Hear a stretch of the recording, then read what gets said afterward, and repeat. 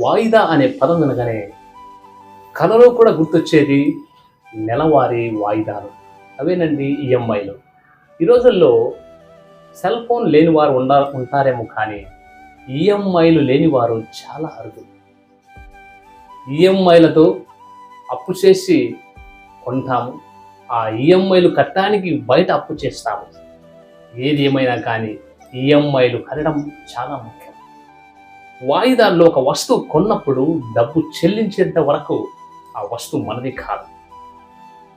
ఏ నెల ఈఎంఐ కట్టకపోయినా కానీ దుకాణదారుడు వచ్చి ఆ వస్తువు లాగేసుకొని పోతాడు. అంతకు మించిన అవమానం మరొకటి లేదు.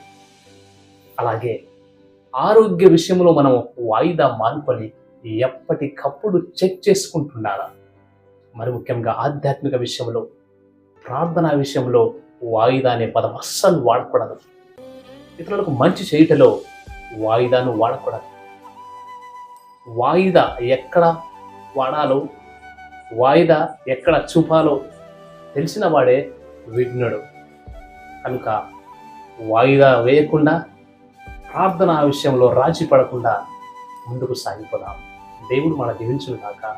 ఆమేన్.